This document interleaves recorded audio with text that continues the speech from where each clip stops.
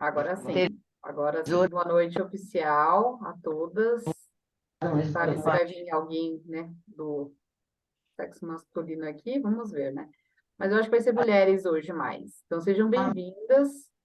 Deixa eu só fechar vocês aqui o microfone, gente. Quando vocês quiserem abrir, vocês podem ficar à vontade, tá? É só para não ficar barulho mesmo aqui. Deixa eu só fechar aqui o microfone aberto. Vamos lá. Ih, eu vou fazer o microfone. Agora sim. Aí, quando vocês quiserem abrir o microfone, fiquem à vontade. Então, assim, o pessoal que está entrando agora, até comentei há pouco, eu vou precisar sair um pouquinho mais cedo. Então, a gente vai falar primeiro do livro. Aí, se de repente, né, a gente perceber que já exauriu tudo desse encontro, a gente faz uma breve prática no final. Pode ser, gente? Mas porque depois eu já entro num outro compromisso também. Então, sejam bem-vindas. Acho que hoje vai Pode ser sim. Opa, obrigada, Betânia. Obrigada a todas aí. Eu acho que hoje é um encontro rico, também, né, um encontro difícil, eu acho, né? O assunto para quem leu, até antes da gente começar, alguém leu já ou não leu? É um capítulo mais curtinho, né? Vocês veem assim até, mas assim, a profundidade dele não se compara ao tamanho das páginas, né? Então, e aí eu acho que vale a pena a gente começar a dar uma introduzida. Até eu quis fazer questão de frisar lá no grupo que a Christian F. se inspirou, inclusive, nesse capítulo, num acontecido, né, ali da vida dela, para fazer esse livro, né? Não foi necessariamente na vida dela diretamente, mas indiretamente foi com ela e foi com muitas mulheres, e isso traz à tona, na verdade, uma realidade que acontece no mundo inteiro. Eu acho que a gente precisa falar. E antes da gente entrar nesse capítulo, até o tempo da turma entrar, eu lembro que quando eu fiz a minha formação de Mindful Eating, a criadora do protocolo, a Lynn Ross, não sei se vocês conhecem, não sei se alguém aqui é instrutor também, eu sei que algumas pessoas são, enfim.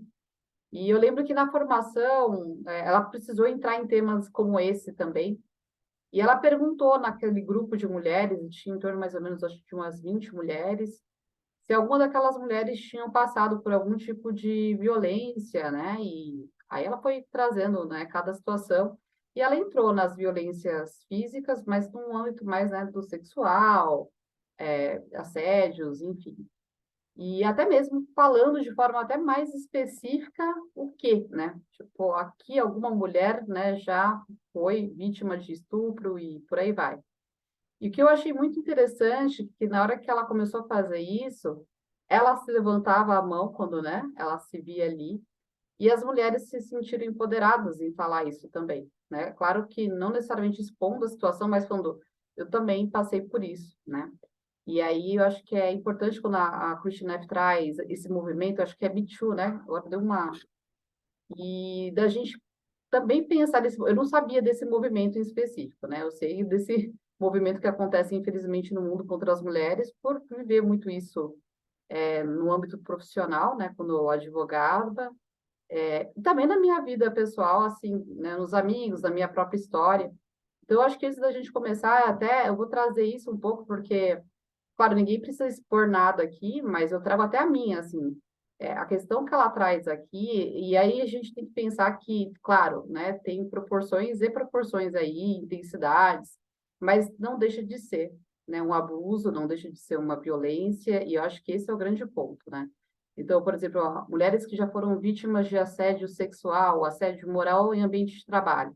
Eu acho que hoje quase todas as mulheres já devem ter passado isso, como eu falei, né? Independente aí se foi realmente a consumação de um ato, ou, né, brincadeiras, enfim, piadas, ou tentar passar a mão, ou enfim, até mesmo, né? Até pela posição hierárquica, às vezes tem alguns homens que se aproveitam dessa condição de poder, né, para poder conseguir algo, né, da vítima. Claro que essas relações também podem acontecer o inverso, também podem acontecer como, mas são menos frequentes, né? Então, até a Christine F. antes ela falou um pouco sobre essas questões aí, então, trazer mais para um contexto atual de que essas coisas acontecem. Eu já fui vítima dessas situações, né, em ambiente de trabalho, fora, vi isso muito em mulheres da família, vi isso com amigas, e eu, como eu falei, né, eu acho que isso daí acontece e é muito velado, ainda é um assunto que as pessoas não falam, porque, óbvio, é colocar uma vulnerabilidade para fora ali, que é, né, machuca, que dói, mas eu acho bacana a maneira como ela mostra como a gente pode olhar para isso. Até quem já passou por isso, às vezes uma violência mais pesada, né? Então, quando a gente fala de um estupro, enfim, ela até fala, né, as recomendações dos dois caminhos que ela mostra aqui no livro, para que caso tenha sido algo mais traumático, algo mais pesado, é não fazer isso sozinha, né? Buscar a orientação, né, de um profissional, então aí no caso um psicólogo, para estar conduzindo junto. E aí eu recomendo, inclusive, que busque psicólogos que trabalhem com essas abordagens de compaixão, autocompaixão, né? Que acho que aí vai conseguir cumprir mais né, a risco o que ela propõe aqui. E realmente é desafiador, difícil para essas mulheres, né? Como, quando eu falei, as situações que eu passei, ainda mais no meio corporativo, não chegaram à consumação de nada, assim, né? No sentido, né, mais pesado. Mas eram umas coisas que você ficava, assim, chocada, né? Porque você vai para um ambiente, né? Você fala assim, ah, aqui eu achei meu lugar, tipo, estou trabalhando em algo que eu gosto, e aí há pessoas, e aí a gente nunca sabe. Assim como a questão mesmo de uma violência mais sexual. Às vezes as mulheres nem sabem, mas dentro de um próprio relacionamento íntimo isso pode acontecer. Né? Quando a mulher vê sendo forçada ou fazer, né, o ato sexual sem a vontade dela e a insistência do parceiro. Então, essas coisas, de alguma maneira, a gente já passou e tinha desconhecimento. Né? Então, isso que eu falo, assim, eu já passei situações lá do meu passado, era parceiro, a pessoa, eu estava lá numa situação até aproveitada o momento da pessoa, por exemplo, na época, eu vou colocar para vocês aqui, não tem problema algum, mas eu estava mais alcoolizada, e aí você vê coisas que hoje eu vejo, nossa, um absurdo ter passado aquilo, né? Mas e aí, né? O outro sabia, não sabia, se aproveitou? Então, são essas questões que eu acho que a gente poderia refletir, né? Do que acontece, daquilo que a gente, né, às vezes não sabia e agora, né, está tendo essa informação, e o que a gente pode fazer, né? Então, eu trouxe essa introdução para dar um tempo das mulheres entrarem aqui e abrir para vocês, assim, para falarem o que vocês acharam do livro desse tópico aqui, até mesmo dos pontos que ela trouxe, os dados, os números. Eu acho que isso é importante a gente prestar atenção, né? Porque os números são consideráveis, né? Como ela fala, né? Até no caso que ela trouxe, era uma criança, né? Passou por uma situação onde ela estava indefesa. Ela vê naquele outro, né? Tipo, uma figura de, enfim, né? Sei lá. Eu vejo muito isso quando a gente é criança, adolescente, aquela figura, às vezes, do professor, como uma pessoa que a gente tem admiração, esse encantamento, de repente, né? Essa pessoa ali, no caso, se aproveita, né? Dessa criança enfim, infelizmente, até na história que ela traz, essa menina, ela perde a virgindade, né? Com essa pessoa. Então, você vê, né? No ambiente que é de trabalho, onde você não pensa que esse tipo de coisa vai acontecer. E o pior, né? Não é só no trabalho, às vezes é dentro de casa, família. Então, aquele ponto, né? A gente nunca sabe o quanto a gente está protegida, né? E o quanto, né? Essas mulheres no certo também estão. Então, é importante a gente poder trazer essas informações à tona, não no sentido de ficar buscando culpados. Eu acho que essas pessoas têm que ser responsabilizadas, com certeza, esse meio que a gente vive hoje, ainda mais nas redes sociais, essa questão do poder para o homem é uma coisa muito frágil, né? Eles se rompem muito fácil, né? E alguns já têm uma predisposição mais psiquiátrica, né? O que a gente vai entrar aqui, que existe, também tem isso. Mas você vê que eles cedem mais fácil e tem uma explicação até, né? Mais genética, a gente poderia dizer, mais neurobiológica, enfim. Mas independente, hoje eu penso assim, a informação está aí, né? E com essa informação, a gente precisa pensar, né, como a gente pode agir para deixar as mulheres mais conscientes e ajudar esses homens também, principalmente os que são mais conscientes disso, a conversarem mais isso entre eles. Eu acho que tem um tabu dos homens também, e eles ouvem mais entre eles, né? Então, também tem esse outro ponto que eu acho que é interessante destacar. Então, assim, eu gostaria de saber se alguém quer falar alguma coisa, eu até falei aqui bastante aqui, se há pontos, né, em especial desse tópico, até ela traz as relações disso com outros aspectos que as pessoas nem imaginam. Por exemplo, eu trago aqui a questão da minha atuação, né, eu sei que a Célia também é nutricionista aqui, mas quantas vezes essas relações mais complicadas com a alimentação, que são mais comportamentais, não tem a ver necessariamente com calorias, nada disso, né? Porque leva essa pessoa a comer, é óbvio, ela está tentando lidar com a dor dela, às vezes é consciente ou não, muitas vezes não, e aí tem a ver com essas dores mais profundas, né? Então aqui ela está atrás, essa questão, né, desse tipo de situação impactando em transtornos alimentares, por exemplo. Então, acho que é um ponto que a gente, um dos pontos que ela trouxe, né? E aqui tem outros que também que ela acabou trazendo, deixa eu ver em que página. Tá, deixa eu ver. Acho que está bem no comecinho mesmo, que ela traz isso. Ah, lá, aqui é os números que ela traz, as vítimas.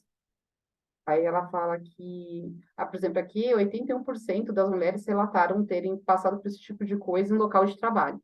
Isso aqui é um número absurdo, gente, mas acontece. Então, assim, eu comecei no ambiente corporativo muito cedo.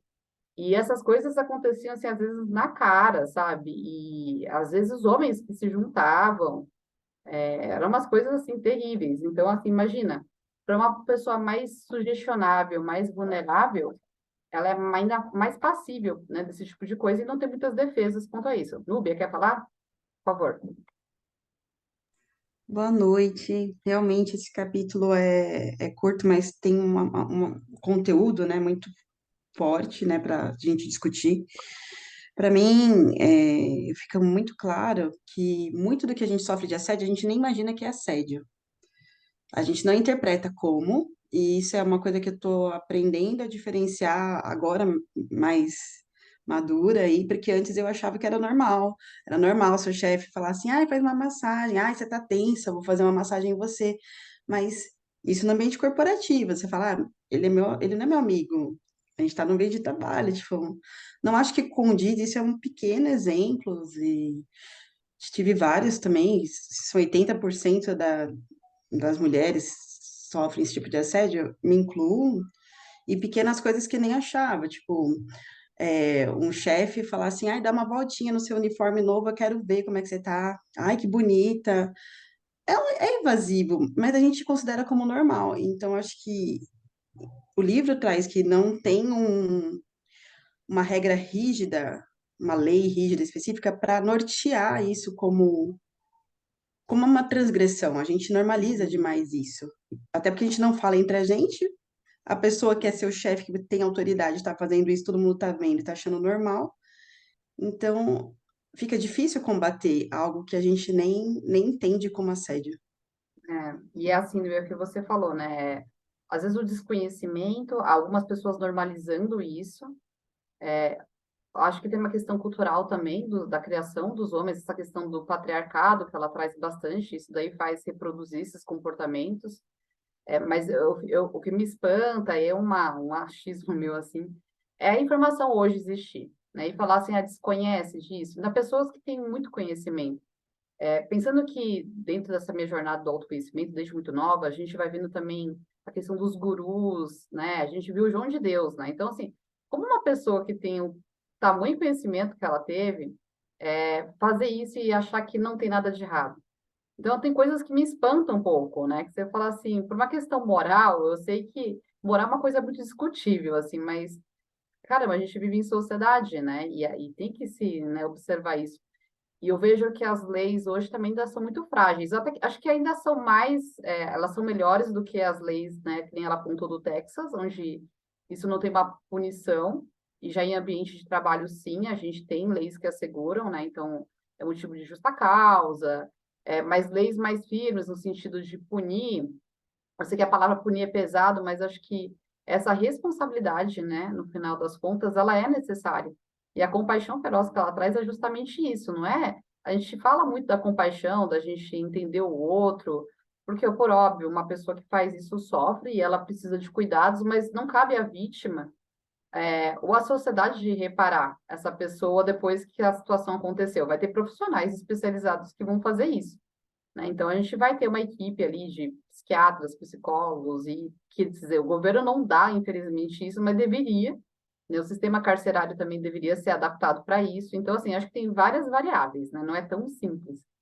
Mas o que eu não vejo que é interessante e faz esses números aumentarem é essa normalização, né? E essa transgressão acontecer de uma forma muito até livre, né? E às vezes consentida de pessoas que veem isso, e às vezes são mulheres, e que preferem fechar os olhos em relação a isso. Eu acho que esse movimento Me Too era o que ela estava falando, né? A gente não deve se calar em relação a isso.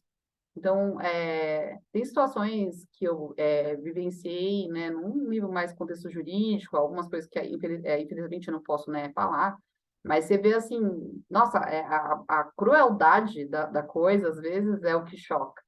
Você fala assim, né, então, ou esse tipo de pessoa realmente não tem coração nenhum, ou não teve, né, nenhum tipo de educação que pudesse dar bons valores e mostrar, né, a questão do respeito, eu acho, enfim, isso que eu acho que traz o desconforto maior. E numa situação como essa, né? Como ela traz no livro, o cara trabalhava, não sei se ela alterou só os nomes ou o cenário, mas, por exemplo, ele trabalhava com autistas. Aí você fala, gente, a pessoa cuida de saúde, ela tem que ter no mínimo informação sobre o que é, né, tipo, né, ok, não ok, em relação ao trato da mulher, né? Então, acho que, que nem a Nubia falou antes, talvez para a gente não era nada demais fazer massagem, né, no coleguinha, mas a coisa vai construindo assim. Quem quer falar? Acho que não sei se alguém quer falar. Aqui tá como José Luiz. Bom, se alguém quiser falar, a gente pode abrir o microfone, tá? Só acho que abriu aqui sem querer o microfone.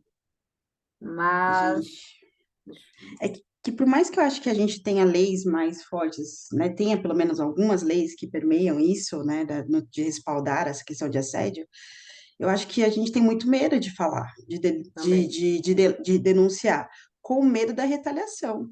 Porque sempre vem, sempre a mulher é tida como a louca. Imagina, eu não estava te alisando. Não, era só, estava sendo só uma gentileza. E as punições muitas vezes até ocorrem, mas são leves. Eu vi, por pura coincidência, no rádio essa semana, parece que um juiz, eu vou pesquisar o nome certinho, ficou provado que ele assediou a funcionária, e a punição dele foi se aposentar mais cedo e continuar recebendo o mesmo salário de 30 mil. Então, que punição é essa? Sim, Punição legal, né? Eu também achei, exato. né? Tipo, Porque na mas verdade é o que você falou, Nilbe. Acho que não existem hoje regras e leis que, né, vão trazer esses diversos cenários. E ainda tem essa questão, né, da vítima ficar muitas vezes numa posição sem muitas provas, porque é a palavra às vezes da vítima contra o agressor e não tem prova algumas. Geralmente essas pessoas que fazem o assédio e já são mais profissionais nisso, algumas são muito habilidosas, elas conseguem fazer de um jeito para não deixar muitos rastros, muitas provas, e aí a gente tem um sistema judiciário que fala tem que provar que só a palavra da vítima, por ela mesma, né? Porque, infelizmente, a lei é assim, né? Ela vai querer provas, né? Então, é claro que hoje a gente tem uma linha, né, do judiciário que é mais voltada para os vulneráveis, e a mulher, ela tem, sim, né, um olhar diferenciado, mas é sempre aquilo, né? Aí começa aqueles ditos também, né? Porque é louca, tá inventando. Mas quando a gente vê situações como essa da Christine, que a proporção é grande, e que essas mulheres começam a se revelar quando uma toma coragem, porque esse é o ponto. Enquanto essas mulheres não tomam coragem de falar isso, elas ficam ali, né? Porque às vezes é a situação, ela tá sozinha, ela não sabe o que faz, ela tem medo, e aí ela não encontra força. E foi quando a Kurtnev começou a prestar com mais atenção e falou: tem alguma coisa estranha aqui. Essa pessoa está agindo diferente, né? Então, esse olhar é muito importante, e principalmente, né, para quem aqui é mãe, quem, né, enfim, tem criança, porque para esse público é ainda mais delicado, né? Geralmente essas pessoas ainda conseguem usar de falas que façam com que essa criança tenha medo, principalmente criança, né? Como, por exemplo, aquelas falas do tipo, ó, é segredo nosso, não conta para ninguém. E se você contar, a sua mãe vai ficar triste, sei lá. Então, bota um medo na criança e que ela acaba cedendo, né? Então, por mais que depois ela veja que algo está errado, ela já fica achando assim, se eu falar isso, eles vão falar que eu, né, na verdade, eu que estou errada, que eu, né, aceitei permitir isso. Então, acho que também tem isso, né? Tem essas coisas que acontecem e ambiente de trabalho piora, né? Porque a gente tem essa questão de hierarquia, né? Que ela relata isso também, né? Você fica com receio de perder seu emprego, você fica imaginando, meu, e agora? A última empresa que eu trabalhei, eu lembro que o nosso CEO, nossa, gente, ele era o assediador em pessoa. E eu sempre fui de bater de frente, né? E ele era aquele cara que assim, ele batia e depois ele passava a mão na cabeça. Então, parecia, enfim, não tinha algum tipo de transtorno de humor ali, mas ele oscilava muito. E teve uma vez que eu lembro que eu ficava até mais tarde, e o meu time ele não era tão grande assim, mas eram só de mulheres. E elas relatavam alguns comportamentos que elas não gostavam dele, né? Do tipo, às vezes elas estavam com uma roupa não muito decotada, mas parecia um pouco, né, a parte de cima, e ele não conseguia olhar para elas sem desviar o olhar dessa região. E eu, assim, como trabalho, eu sempre tentei colocar roupas também, né, para não chamar atenção, eu não percebia. Tanto que hoje eu conversei com uma consultora de imagem, ela começou a falar de decotes, e eu falei, nossa, eu sempre gostei de usar mais IV em ambiente de trabalho. Inclusive, hoje eu tô, assim, um pouco. Ela falou, Ana, o V, as mulheres acham que deixa maior, mas ele diminui o busto. Eu falei, nossa, intuitivamente, eu acho que eu não queria que olhassem, porque eu sempre me senti incomodada. E eu lembrei disso, né, hoje até quando eu estava, né, resolvendo montar aqui, e aí eu lembrei dessa funcionária falando isso, e um dia, eu estava sozinha na sala até mais tarde, e nesse dia eu estava com um decote diferente. Foi o único dia que eu usei um decote mais diferente. Primeiro o olhar dele quando entrou na sala, né? Já, tipo, mirando, não conseguia nem olhar para a cara. E uma hora ele queria ver um documento, ele pediu para abrir um documento, só estava eu e ele na sala. E ele já vindo por trás, já meio que abraçando. E aí eu olhei, eu falei, opa, isso aqui não tá nada legal. E eu cheguei e falei, "Dê licença, você não precisa estar assim para poder ver a tela. Não gostou nem um pouco, já ficou, sabe, meio arredio. E assim, às vezes você tá ali numa situação, você tá só você que é mulher e um cara, né? Que é teu chefe. Então, assim, é muito complicado, né? E não é nem sempre que a gente consegue se posicionar dessa forma. Nessa época, eu lembro que eu já estava no final ali da minha carreira, né, no mundo corporativo, já não estava meio, né, querendo mais nada com nada. Se mandasse embora, eu estava até feliz. Mas, às vezes, tem mulheres que não, porque tem uma família, tem que pagar as contas, é aquilo. E algumas acabam até se apaixonando, né? Elas acabam criando uma imagem, então também tem todos esses cenários. Então, assim, é óbvio, né? Esse capítulo eu acho que é mais para contextualizar casos da vida real e perceber o impacto das práticas de autocompaixão para esse público, né? Porque é difícil você entrar em contato, uma coisa, sei lá, é uma brincadeira de mau gosto que tem um peso, a gente nunca sabe como a dor chega para cada um. Outra coisa é uma pessoa ter sido violentada mesmo, né? Vítima de uma violência, assim, realmente que foi consumada. A contra a vontade dela. Então, assim, quando ela recomenda as práticas que ela indica, ela sempre fala assim, ah, vê em que lugar você está aí. Mas o caminho, eu não sei se todo mundo que está no grupo aqui já está ambientado com as práticas de mindfulness e compaixão. Tem alguém aqui que nunca praticou, está chegando aqui pela primeira vez? Só para a gente ter uma noçãozinha. Gente, eu queria dizer também do livro, se Pode puder, falar, Nubia. que essa história, não sei se todo mundo leu, e esse eu li especificamente esse capítulo, porque é curtinho, enfim, e chama atenção que ela mudou o cenário e tudo. Era uma pessoa muito carismática, né? O personagem que ela traz, que parecia, era um líder, que fazia um trabalho super bonito, ela nem desconfiava. Normalmente é isso, a gente nem desconfia. E quando você fala assim, às vezes a vítima, ela se apaixona ou ela nem percebe que está sendo manipulada. Sim. Porque a pessoa, esse personagem, no caso, ele tinha um poder em cima da menina em questão, que era voluntária, que não tinha um pai presente, então você se coloca numa situação mais vulnerável, e como isso é complicado, a gente chega a achar que, eu permiti, mas não é, tipo, quem era a figura de autoridade, quem era a pessoa que Sim. tinha o conhecimento, era mais velho, e sabia, né, que ela era uma menor. Então, eu acho que tem muita responsabilidade, sim. E quando você fala também de a gente chamar os homens para serem aliados, porque muitas vezes Uhum. quem está de fora pode ver, perceber, e às vezes prefere não se meter. Sim. Ah, não vai, não vou me intrometer. Ela mesma, a Christian, fala que ela. Por que que eu não percebi antes, né? A gente prestar atenção, que você fala, principalmente quando é criança, aos sinais, quer dizer, são sinais sutis e ao menor processo, sinal, se intrometer. Eu tenho dificuldade. Você falou que você, quando foi assediada ali, assediada, o diretor teve uma Uhum. conduta não legal, você se impôs. Mas acho que na maior parte das vezes a gente não se impõe. E a Christian fala também que é pra gente, que esse tipo de predador, que ela chama como predador, eles buscam as vítimas mais frágeis, que não vão reagir. E quando Sim. vê uma mulher que tem essa posição de reagir, eles ficam com mais receio de se aproximar dela, né? Mas olha, Dobir, nesse caso específico que eu trouxe, eu acho que nessa época eu estava mais fortalecida. Não quer dizer que eu sempre fui assim, porque eu já caí em situações onde eu não estava, né? E fui mais sugestionável, ainda mais quando eu era mais nova. A gente tem menos informação, a gente se ilude mais, a gente tem aquela ideia do príncipe encantado. Então, eu acho que tem fases e fases, né? Conforme a gente vai ficando mais velho, a mulher vai ficando mais calejada. E fora essa névoa que fica, né, do encantamento. Tem uma coisa, esse chefe, ele não era uma pessoa como esse cara que ela trouxe, carismático, nada disso. Ele era um ogro mesmo. Então, assim, não tinha nem como ter um sentimento assim que pudesse. Então, era mais fácil naquela situação, porque eu já estava tava juntando ranços, né, dessa pessoa, mas não só comigo, com as funcionárias. E então, aquilo ali começou a comover, porque antes eu trabalhava tanto que eu não conseguia enxergar para elas. Eu sabia que ele era nojento, assim, no sentido de assédio moral, porque fazia comigo, assim, de sair gritando que nem um louco, sem menor motivo.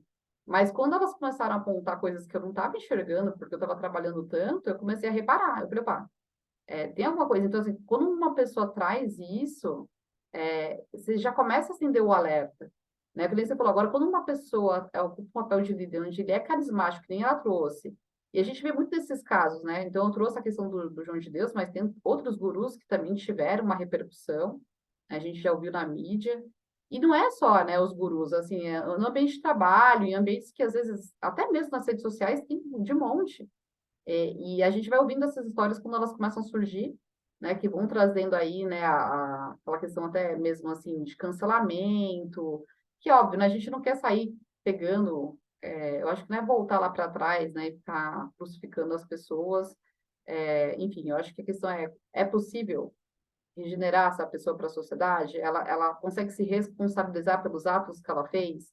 Que os danos que as vítimas têm, às vezes, são permanentes. E quando a Christian F. traz as técnicas de autocompaixão, é para tentar aliviar essa dor, porque esquecer não vai esquecer. Como é possível soltar isso e caminhar em frente? Não me parece ser tão fácil, principalmente uma mulher que foi vítima de uma violência sexual. Que nem eu já falei, eu já passei, quando eu era mais nova, era um relacionamento de namoro, eu tava bêbada e fez um sexo sem meu consentimento. Mas você cai naquela ideia assim, nossa, mas ele é meu namorado, tipo, não tem nada de errado, né, com ele. Depois que você descobre, que na época eu nem me senti lesada, depois você descobre, opa, isso aqui não foi legal. E agora eu sei que isso é uma violência, então, assim, as mulheres já começam a acender o radarzinho, né? Eu acho que aí porque mostra a importância da informação, né, de ter conhecimento das coisas.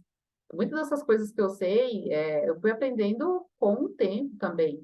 E às vezes a gente pode cair nessas ignorâncias com o tempo, né, Nova? Porque a gente nunca sabe com quem a gente está se relacionando, né? Então, no final das contas, esse encantamento, às vezes até a paixão, né, que a gente fala que tem uma duração aí de uns 2 anos, ela faz com que a gente não enxergue outras coisas. E essas mulheres, no caso da Christiane F., que eu vi, pelo que eu entendi, eram várias que só conseguiram perceber que ele tinha, né, alguma outra coisa com alguém quando a coisa começou a ir à tona. Foi no momento que elas começaram a cair fora do ambiente lá do trabalho, né? E aí a Christiane foi tentar levar isso mais, é a mãe da menina também, e aí pronto, né? Tipo, aí virou. E a mulher, e aí eu tenho um ponto, né? Porque quando esse tipo de pessoa tem uma parceira, ela não quer acreditar, e às vezes tem uma família. Olha como o negócio é complicado, né? E aí você vai vendo essa mulher também aceitando. E a Christina fala, né? Geralmente essas mulheres, inclusive, elas sofrem relações, às vezes, abusivas e elas, né, ficam submissas, né? Então, olha como que o negócio é bem mais complexo. Célia, quer falar? É que eu estava pensando aqui, eu fiz uma mentoria sobre os traumas que ficam, né? E, por exemplo, tem as questões dentro do núcleo familiar, né? Que é muito sério. Por exemplo, eu fui educada num processo assim de não falar nada, calar a boca, é tudo.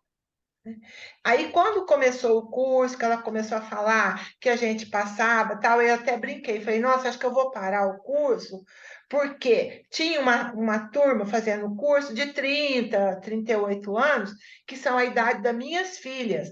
Então, elas estavam tendo filhos, então dava tempo delas fazer a correção desse cala-boca, de não fala, de não ser verdadeiro, né? Uhum. Aí eu falei, nossa, acho que eu vou parar, porque eu já cometi os erros com as minhas filhas, sabe? Já cometi o erro de falar, não, fica quieta, não vai falar. A gente faz sem perceber. É a história do como nossos pais, é literalmente isso daí, né? Você repete.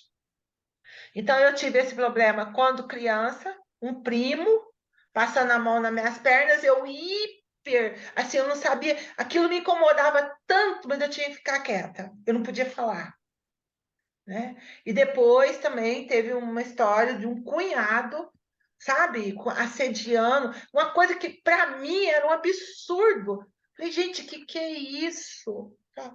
Então, aí eu comecei, dentro desse processo, a conversar com as minhas filhas assim. Falei, olha, como diz no curso, nunca é tarde para consertar. Falei, não mesmo, já vou começar a falar, a esclarecer. Nós temos que falar, minhas filhas trabalham fora. Falei, não pode, isso a sua postura, Ana Paula, são poucas pessoas que têm, sabe? Por exemplo, eu estou no emprego, eu preciso do emprego, eu aguento o que for, sabe? Uhum. Incrível isso. Eu lembro que quando eu trabalhava em banco também, que tinha. Uma vez eu fui falar para minha avó, falei, vó, o cliente está me oferecendo sapato, na época era a marca Kizarina, me oferecendo. Aceita, boba, aceita, sabe? É. E fica quieta. E é assim, Célia, não é fácil, né? Por exemplo, eu já estava mais macaca velha, já estava mais madura para algumas coisas, mas também eu acho que tem um outro ponto, né? Que tem que ver em que momento essa mulher se encontra para ela ter essa força, né? Se ela está mais vulnerável, isso pode oscilar, de repente você pode passar por um baque na sua vida e você fica, né? Mas, assim, tem uma questão aí também para a gente olhar, o quanto a gente vai criando as dependências com o outro, né? E a dependência emocional, ela é uma coisa mais complicada, né? Então, eu acho que tem muitas coisas envolvidas. Eu sinto muito, né, Célia, pelo que você passou e essa coisa mais velada, mais calada da sua geração. Eu acho que tem algumas mulheres também que devem ser aí da sua geração ou anterior. E a gente precisa mudar. A partir do momento que a gente vê isso não tá legal, que a gente pode mudar a partir da frente. Então, os filhos, né, as mulheres com as quais a gente cruza, as redes sociais que estão aí para isso, para que elas entendam que isso daí não tá certo, né? Que a gente precisa colocar o limite e falar não. E o não é só a mulher falando não para o homem, mas as mulheres que veem essa situação, é falar não por essas mulheres, porque às vezes algumas não vão conseguir colocar mesmo. Às vezes a situação pode fragilizar muito a vida dela de alguma forma, e ela não é capaz de fazer isso. Então, eu acho que é aí que entra o movimento das outras mulheres para poder, né, ajudar, porque é realmente essa questão de união, né, do grupo.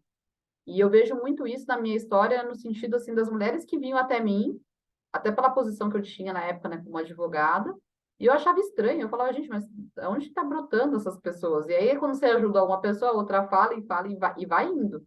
Então, chegou uma hora que eu falei, caramba, será que eu mudo o meu andar no direito para trabalhar com esse público? Eu não fiz isso. Hoje eu tenho amigas que trabalham, né, então até tem uma amiga que é advogada que fica focada nesse tipo de serviço, tem uma amiga que trabalha na delegacia da mulher, enfim. Então, às vezes, dependendo, eu até direciono, psicólogos, né, a gente tem um monte, aí a gente tem no grupo também. Então, é buscar esse suporte, porque nem sempre a gente está bem. Né? Então, algumas vezes da minha vida eu passei por situações em relação a homens que eu não estava bem. Né? Então, teve uma época que eu trabalhei em banco também, séria. Eu fiquei muito tempo em banco, né, em jurídico, e eu lembro que eu fui mudar de área para uma área que era jurídica também, mas trabalhava com recuperação de crédito. E eu fui para uma área muito diferente, assim, era recuperação de crédito rural. E aí eu tinha aqui em eventos presenciais. E eu lembro que a minha chefe, quando contratou, olha a fala da mulher. Ah, a gente sempre pega uma mulher bonita, e é porque, você sabe, você vai negociar com aqueles homens, né? Tipo, e é geralmente chucro, né? Os caras, né? Enfim. E eles são assim, né? Eles vão te dar presente, eles vão te. Eu olhei aquilo ali, na época eu não falei nada. Eu tinha acabado de entrar no departamento.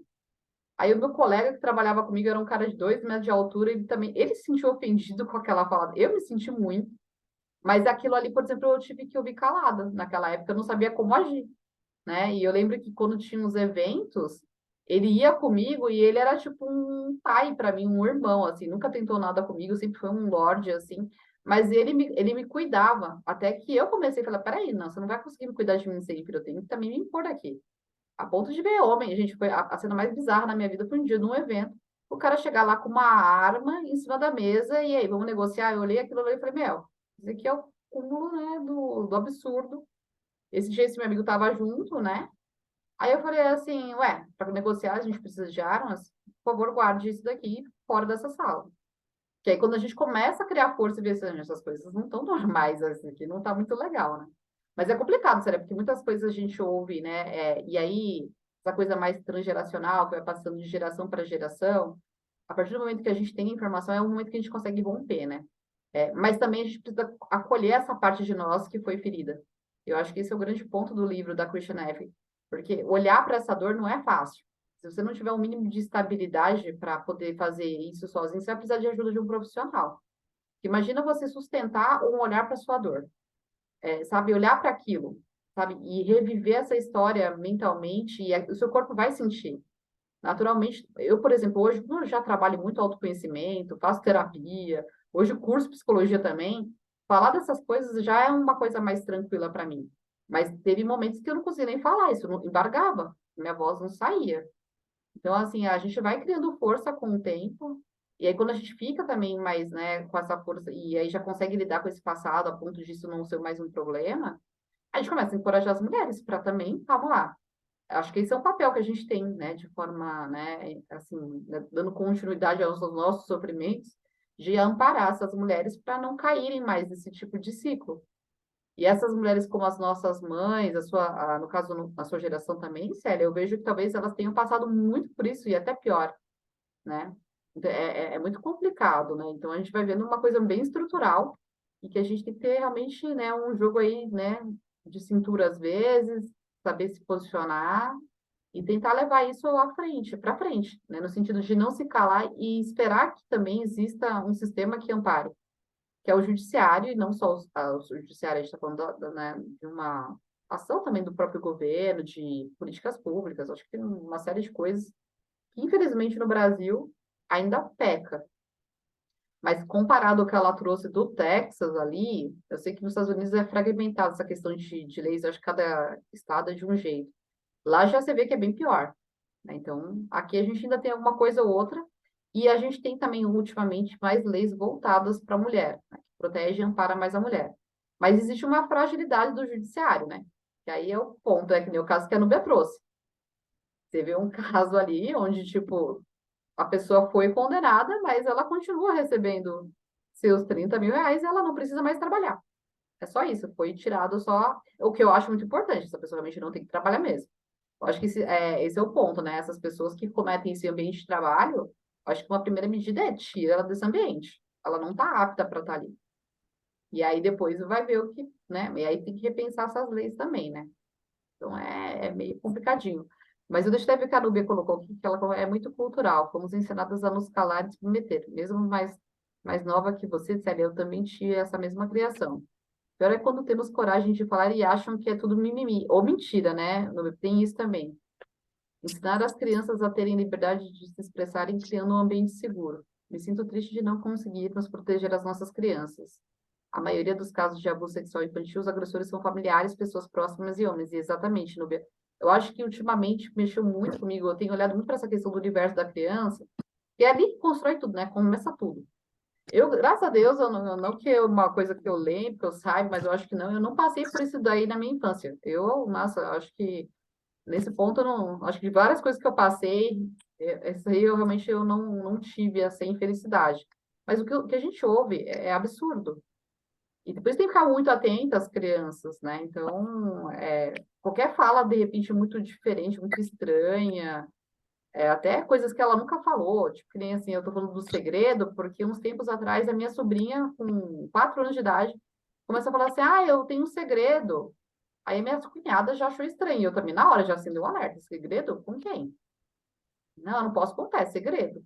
Aí eu falei, opa, não tá legal, né? E aí minha cunhada chegou, foi falar assim, não, mas é segredo do sorvete que tá na geladeira com o vovô, que não sei o quê.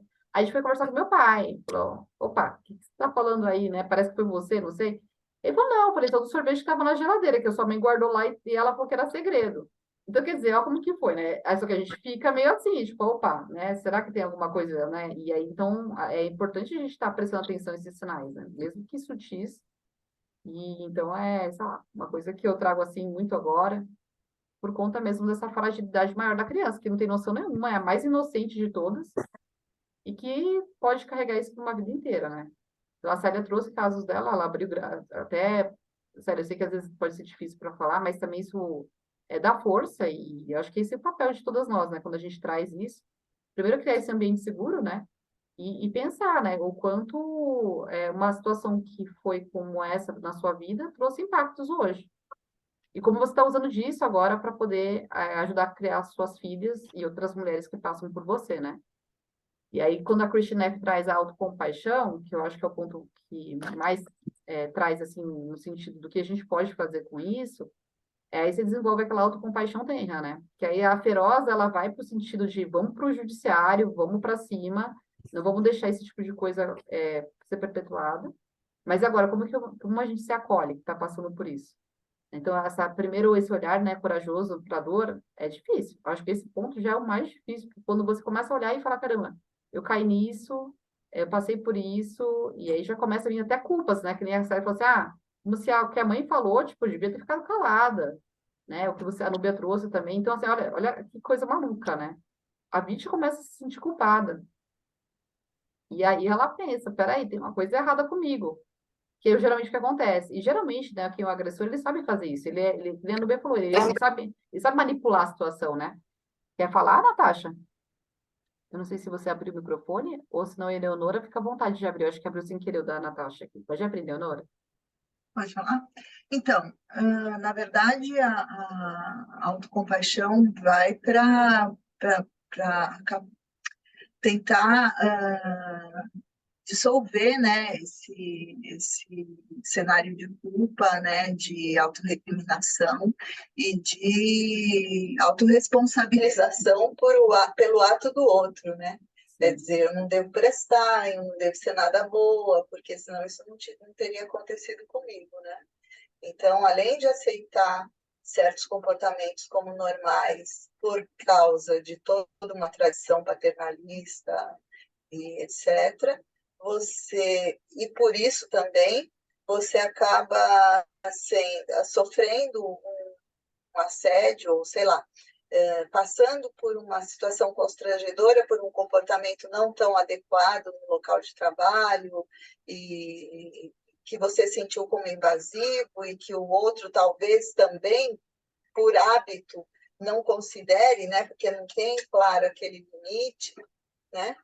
Então, aí você se sente culpada porque está reclamando, porque você não deveria, afinal de contas, isso é uma condição normal, eu estou exagerando, estou paranoica, etc.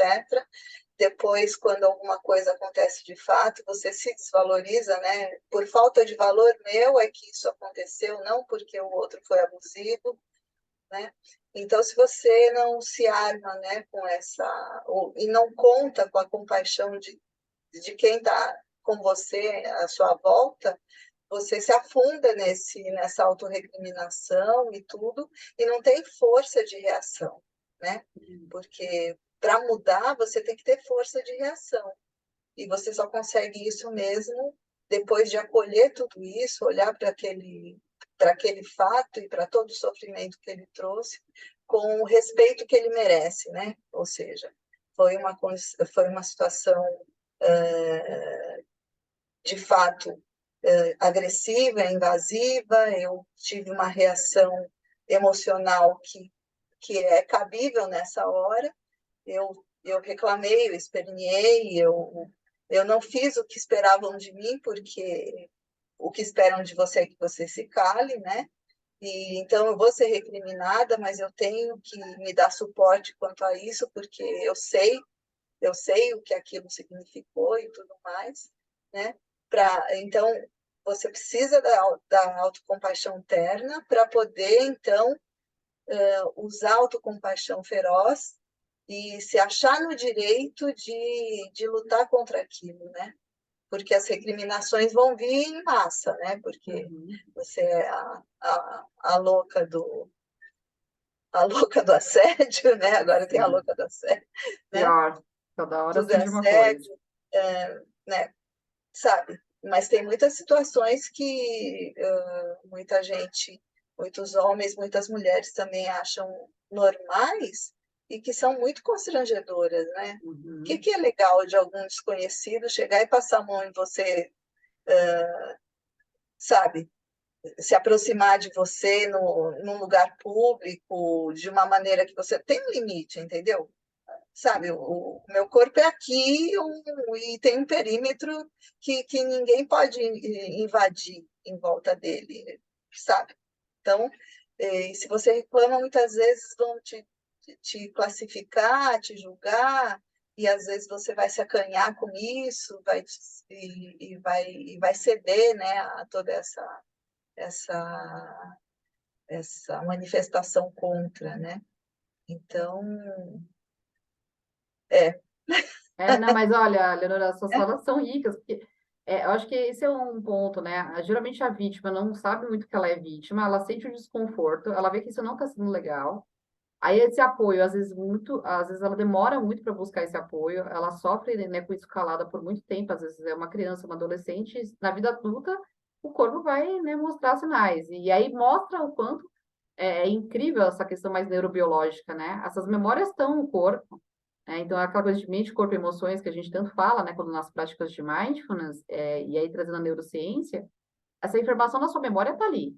Então, quando você revive ela de alguma maneira, uma situação similar, ou até revivendo esse passado através das lembranças, geralmente essas vítimas ficam repensando nisso muitas vezes, elas ficam ruminando no sentido de, até mesmo de se culpar, né, que não, né, elas começam a falar, será que a culpa foi minha? E às vezes, geralmente, ela nem acha, ela tem certeza, né?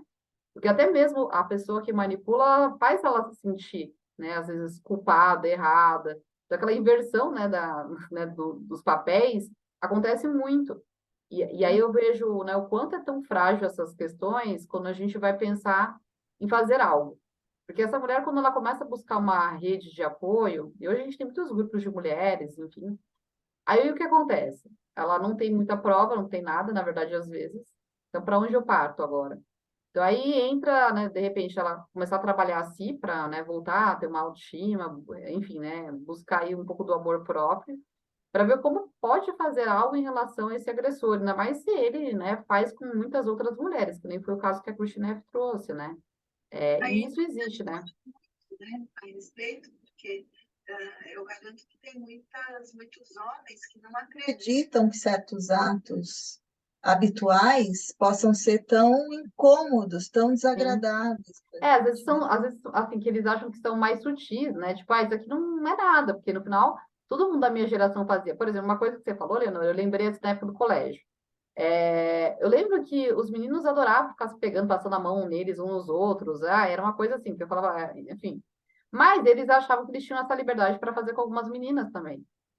E essas meninas meio que aceitavam aquilo ali porque não achavam aquilo errado. Então, assim, você vê, culturalmente naquela época, não se via como algo errado. Quando uma vez tentaram fazer isso comigo, eu me senti totalmente violada. Eu falei, vocês podem parar, isso aqui nunca mais vocês façam isso comigo. Mas por quê? De alguma forma, ou essa informação veio do meu meio, veio da criação, acho que tem uma questão da minha mãe que trazia muito essa questão de qual o seu corpo tem que respeitar, não pode, né? Mas aquilo ali me fez me sentir muito desconfortável. Eu acho que tem uma coisa que é cultural, mas a mulher pode trazer esse sinal mais do que para o homem, porque para o homem eles não têm. Eles sempre tiveram a informação que não, né? Eles têm que ir para cima e fazer do jeito que eles querem, como se a mulher fosse um objeto.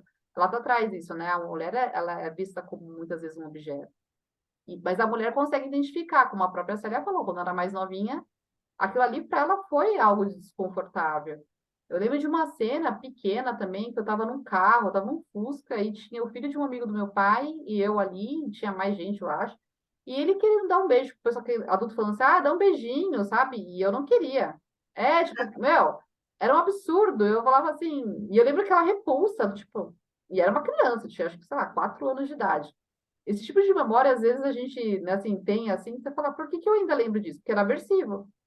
E óbvio, né? A gente vai. Aí tem a neurociência explicando, né? O que, que é mais aversivo e não foi um trauma que você bloqueou. Essas imagens vão lembrar, né? Eu lembro que um psicólogo uma vez, ele chegou para mim e falou assim: traz um momento assim aleatório do seu passado. Eu trouxe um evento traumático. E você percebe que a gente tem coisas boas que passaram, mas a gente vai lá buscar a ruim. Então, assim, para o homem, não se vê dessa forma. Na verdade, para ele tem uma outra conotação, né? A questão, ainda mais do sexo, ela é vista de uma forma muito mais, né? Tipo, a masculinidade, é o poder dele, a força. Antigamente, os homens iam muito para... Esqueci o nome, gente. Era bordel, vamos sei lá, né? na época dos meus pais. Eu lembro que a minha mãe, ela falava assim pro meu pai, tipo, meu, pode ir, porque ela casou virgem, e do tipo assim, eu não posso fazer com você, mas você pode ir lá fazer com outras. Eram uns negócios que você fala, oi. Mas na época era assim, né? Então você fala umas coisas muito loucas, né? É complicado, Leonora. Eu entendo perfeitamente o que você está falando. Às vezes eles não percebem que, às vezes, que é uma coisa que parece ser sutil, mas vai dando margem para outras coisas, né? Como, por exemplo, que nem, na minha época que eu frequentava balada, quando eu era mais nova, de homem passar a mão na bunda da mulher e, tipo, não, eu só tô passando a mão na bunda, qual que é o problema? Não tem nada demais nisso. Aí eu falo, oi, é que nem trem, metrô, essas coisas que a gente vê também, já aconteceu comigo.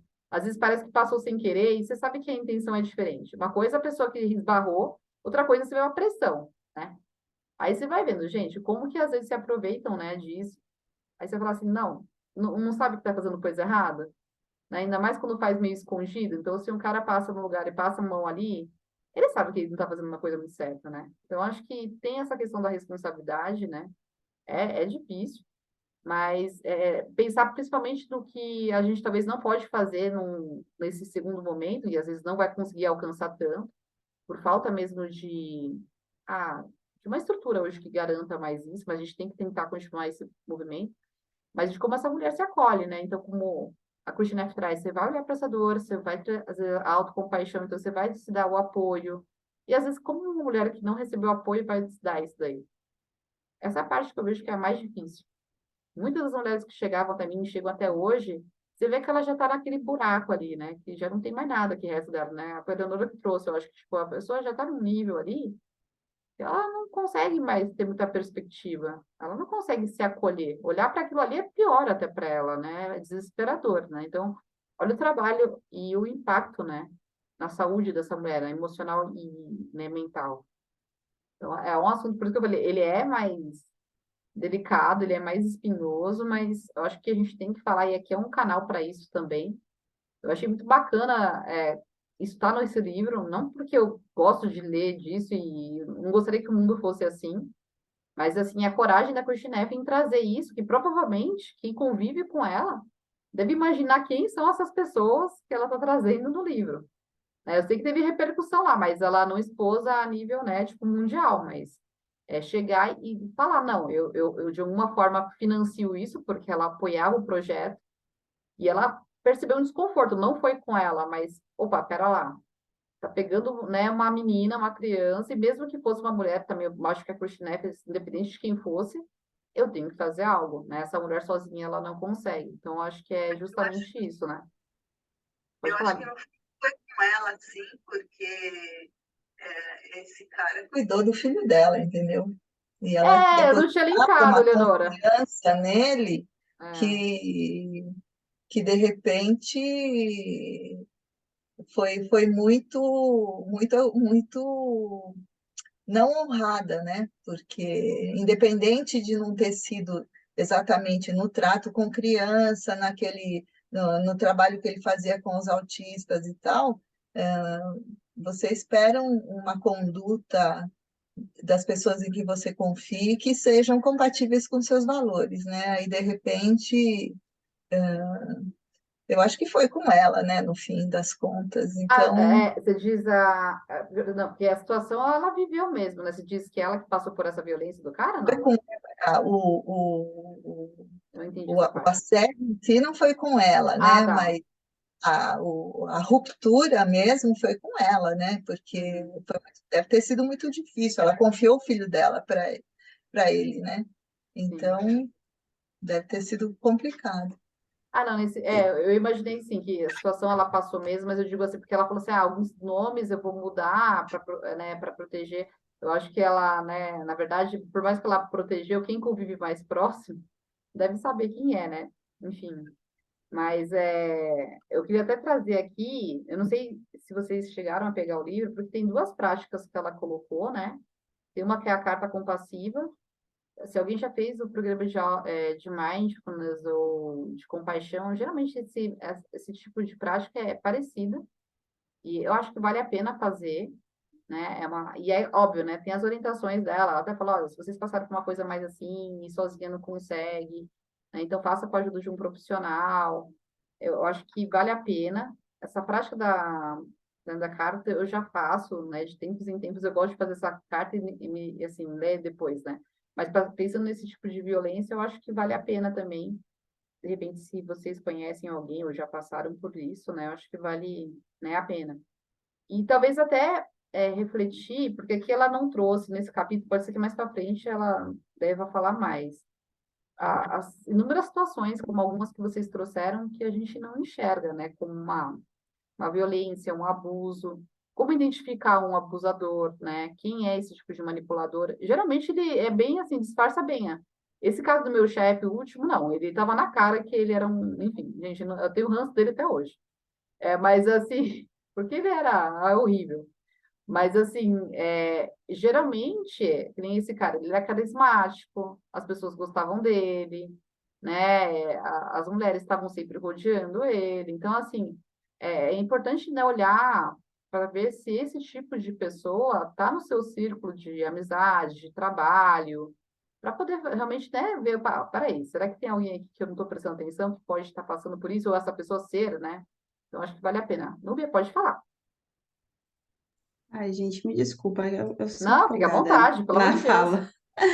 Mas quando a gente traz a questão dos gurus, uma pessoa de autoridade muito carismático, me vem muito essa questão de que eles nem acham que estão fazendo algo de errado, porque eles acham que nós demos esse poder, que eles estão acima do bem e do mal, que isso é algo divino. Eu estou te dando um pouco do meu carisma, da minha atenção, você devia se sentir grato. Então, eu acho que é realmente no nível de manipulação e talvez até que a pessoa não tenha. Ela acha que está certo.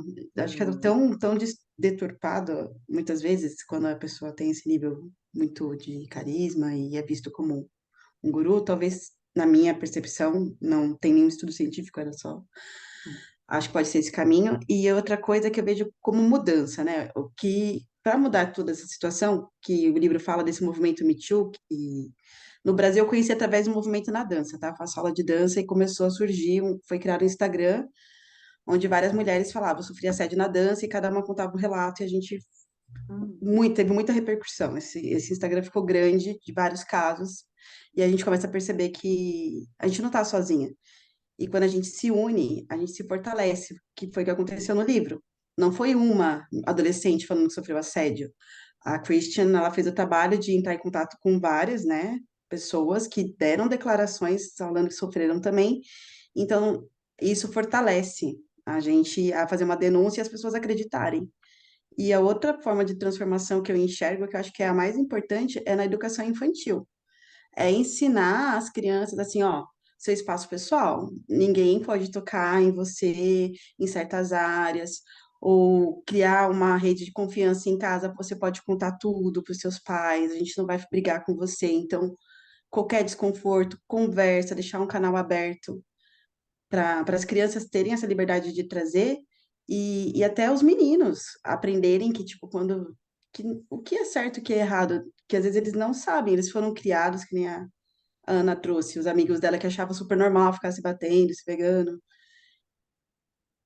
Acho que para mudar a longo prazo é a base, como sempre, a educação e a gente, enquanto mulher, né, que a gente possa se apoiar e se unir, que esse grupo é bem bacana por isso, assim, poder trocar histórias, ouvir. O pessoal que ficou quietinho, quiser falar. Gente, se quiserem falar, a gente vai. Até no depois passa esse Instagram, se ele ainda estiver ativo, eu acho que é legal, assim, ajuda, né, a ganhar força. Não fica só no movimento da dança, eu acho que na vida, né? Porque no final isso daí acontece com 81% das mulheres em ambiente de trabalho.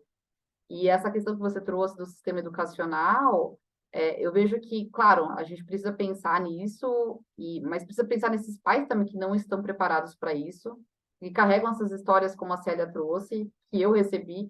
É que eu não sei, tem umas coisas que eu percebo. Esses dias o meu Instagram estava lembrando do ano passado, quando eu estive lá no Quênia, e para mim foi muito chocante, assim, era um grande sonho mesmo, assim, desde pequena.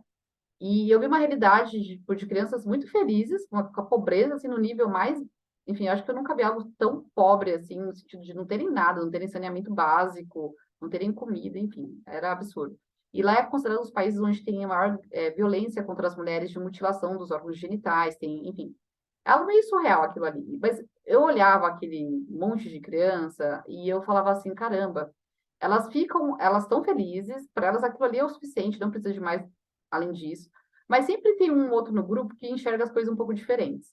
Então, tinha umas crianças que eu observava, eu falei, ela tem um olhar diferente. Por exemplo, tinha uma lá que era filha, era um filho, na verdade, de uma mãe alcoólatra, assim, no nível, a menina só vivia bêbada, não sei com que dinheiro, porque eles já não tinham nada.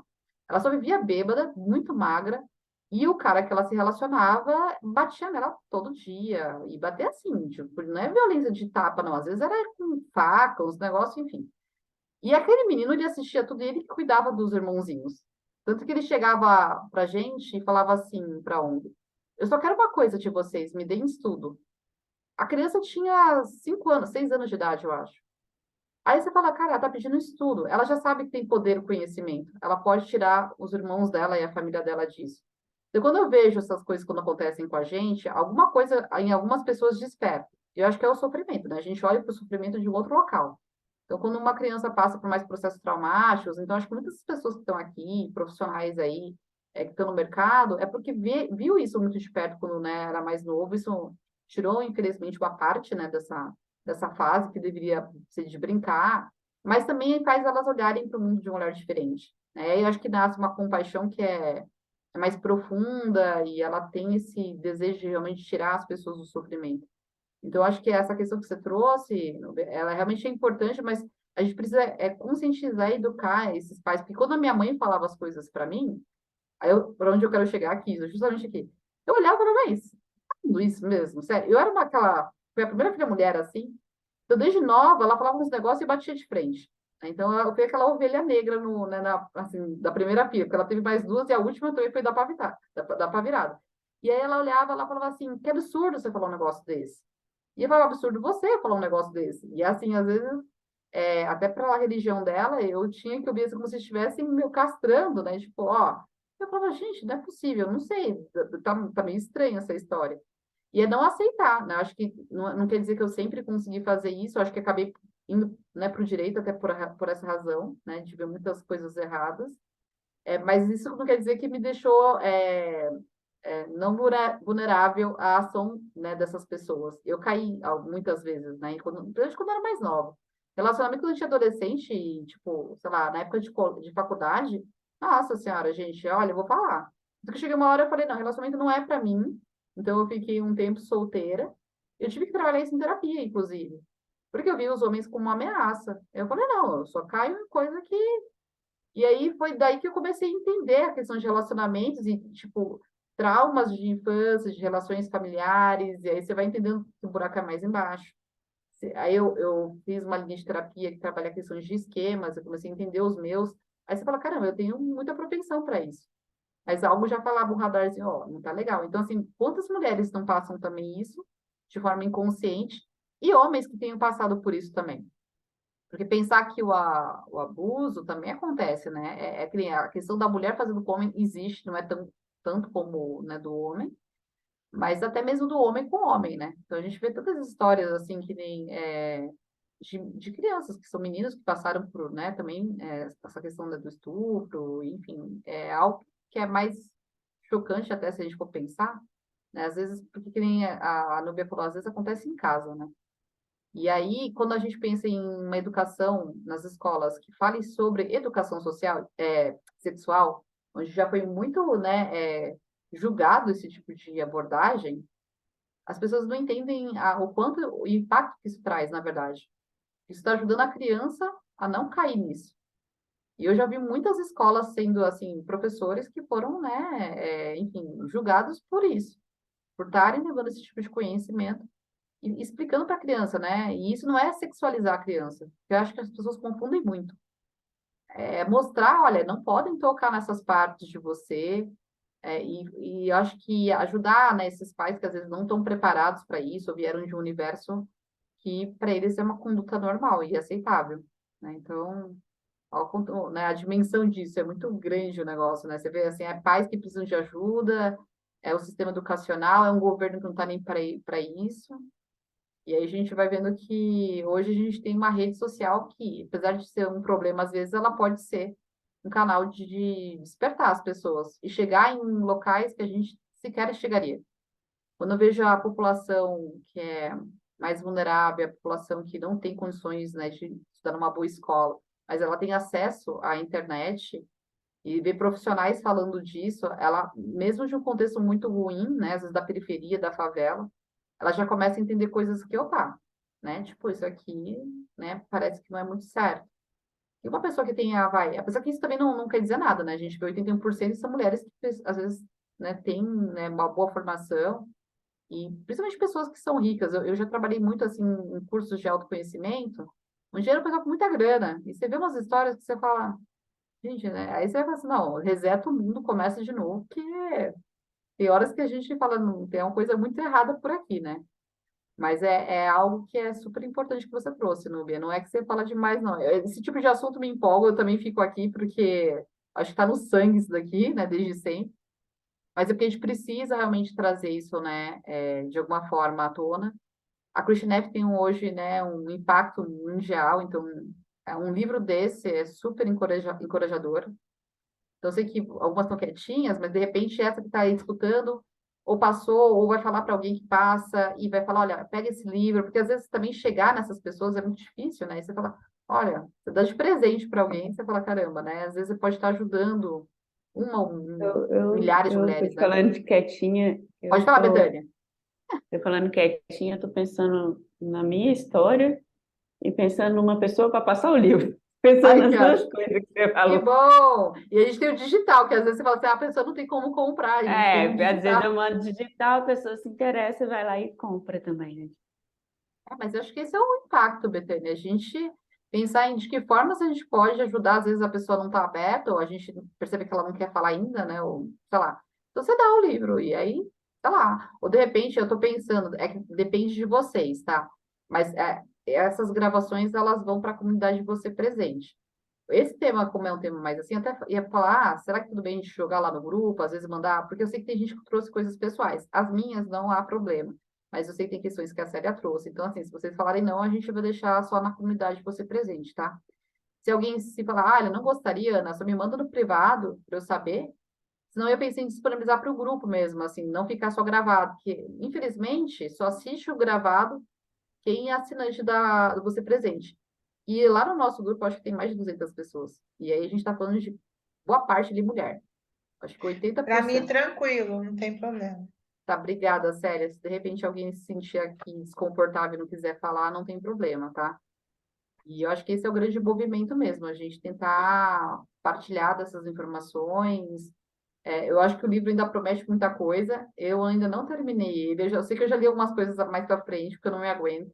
Aí eu me seguro, eu falo, ai, não, porque é bom ler com vocês um capítulo que tá fresco, né? E aí, mas é um livro realmente muito bom. E para quem não leu ainda o primeiro dela, o Autocompaixão, também vale a pena fazer, né, essa leitura inicial. Ela tem um outro com Gelmer também, que é um azulzinho também de Ela autocompaixão. fala no livro, o outro também, ela fala dos dois, né, nesse É, livro. ela fala.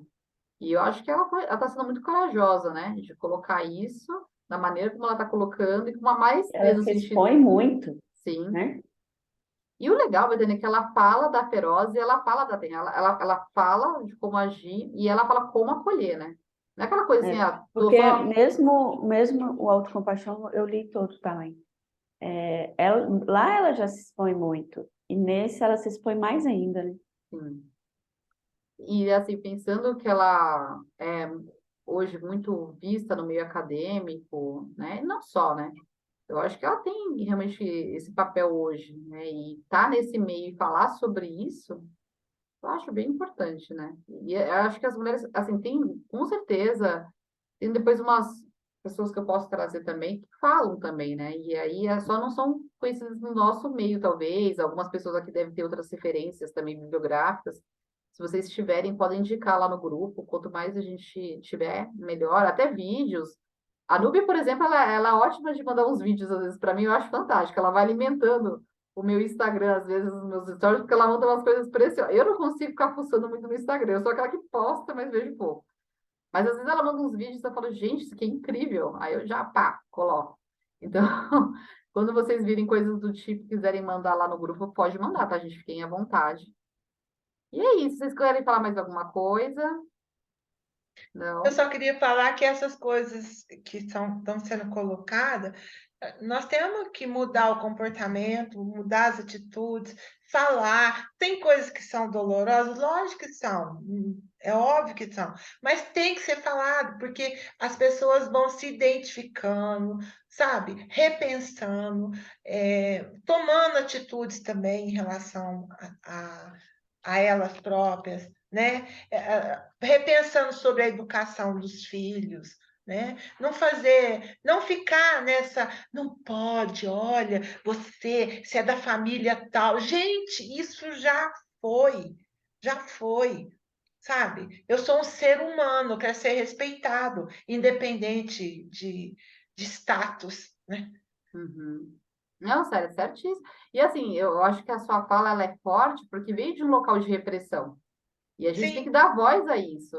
Eu também, eu vim de um local de repressão. Nossa, eu lembro que nada podia, não, não. E quando eu falava, era tipo, eu lembro que minha mãe usava o termo assim, bocuda. Aí, e eu falava, eu não vou falar isso daqui. Então, até hoje as pessoas falam assim, tem coisas que você fala com uma certa naturalidade, porque hoje eu tô fortalecida.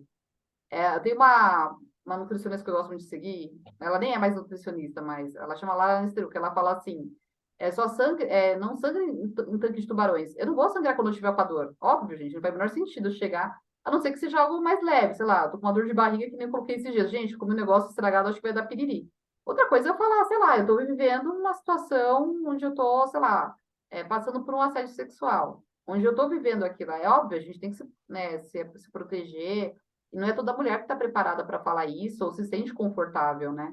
Porque tem que ver como está a estrutura dessa pessoa. De repente, é uma mulher que nem você falou, quando era pequena, às vezes tinha medo. E é como que eu falo isso? De um local de medo onde as pessoas, se eu falasse, eu era punida, porque o sistema era esse, era de punição.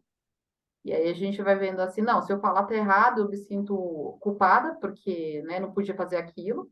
A gente viveu, e a gente vive até hoje essa, né, cultura, de alguma forma ela tá ali. Às vezes, quando eu observo ou que eu recebo isso da minha família ou do meu relacionamento, que tá tão estrutural, eu alerto, falo, olha, isso aqui não tá legal, gente. Hoje eles estão mais abertos e eles conseguem fazer também o movimento que eu tô fazendo, que é de desconstruir e se reconstruir, né? Não é fácil, né, gente? Tem coisa que a gente nem percebe. É que nem quando o pessoal fala assim, eu não tenho nenhum tipo de preconceito. Gente, a gente tá lá, estrutural, a gente nem percebe. Quando a gente falou, já fez e, infelizmente, é um trabalho árduo, né? E por isso existe muito autoconhecimento, existe muita prática, não é só de autocompaixão, que é, claro, ela é a cereja do bolo, mas muita prática de mindfulness, né? De se dar conta, olha o que eu estou fazendo, o que eu estou falando, esse comportamento sendo reproduzido, e não só apontar o outro, né? Porque acho que esse apontar, ele é importante no sentido de entender o que está acontecendo, não de crucificar as pessoas né, a torta direita sem entender o contexto. Mas olhar para a gente também, né? Daquilo que às vezes a gente não percebe. Mas num caso como esse, de assédio sexual, enfim, aí a gente está falando de uma visão diferente, né? Porque não tem como a gente não olhar para essas pessoas e falar, ela não sabia. Eu acho muito delicado esse não sabia para não cair no negócio de ninguém ninguém é responsabilizado. Então ninguém sabia, então tá tudo certo. Mas a vítima que sofre o dano, ela fica como? Esse é o grande ponto. Essa mulher vai ficar, né? Ninguém acolhe, ninguém nada, e o outro continua vivendo, porque ele não se sentiu ferido. Ele se aproveitou, ele teve o que ele queria, ele teve o Ana prazer e o Paula, poder, né? Diga, que sério. as ovelhas negras vieram para mudar o mundo, né? Rita Então, Lee é uma delas, né? Que infelizmente se isso que eu foi. ia falar. Essa semana morreu um ícone aí, Ovelha Negra, né? Total. Isso, a gente, uma trajetória dela, né? Então, é isso, tudo falando, ela descancarava com as músicas dela, né? Então, E você e falou um esse é o negócio. caminho. E eu acho que é uma coisa que eu vejo, Célia, essas identificações que a gente tem com os artistas e pessoas que a gente, né? É porque a gente vê isso na gente, né? Então, assim, essa É, ovelha negra, a gente de alguma forma está sendo, ou foi, e enfim. E esse é o movimento, que ela inspira, né, as mulheres, né? Você fala, gente, olha os absurdos que a gente vê e ninguém fala nada, não faz nada. Então, a gente teve uhum, exemplos do passado de mulheres, eu acho que ela foi uma delas, a Dercy também, assim, se a gente for pensar, né?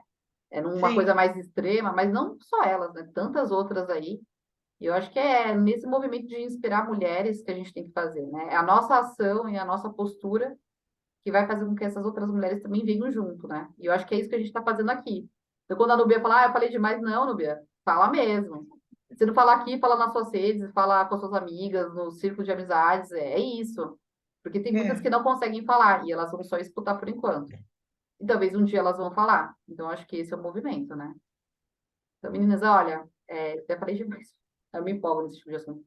Mas, de verdade, eu acho que é uma leitura que, mesmo que vocês não conseguem estar em todos os encontros, né, não deixem de fazer, de compartilhar com pessoas que precisem.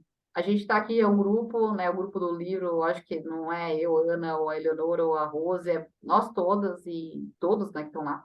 Então, a gente pode se apoiar, vocês veem quantas pessoas são solistas, né, tipo, sempre alguém tem alguma coisa, acha, enfim. Então é isso, é buscar nesse apoio à força também, para você voltar a ter a sua própria luz e força, né? Porque não é fácil, enfim. E agradecer a presença de todas, se alguém quiser falar mais alguma coisa. Agora que eu estou vendo direito a carinha, que estava bem pequenininho para mim, agora eu abri a tela, a gente viu que estava pequeno. Mas obrigada, até vi que o José Luiz estava aqui com a gente também. E é isso. Obrigada aí pela presença e a gente está aí Obrigada à a você. disposição.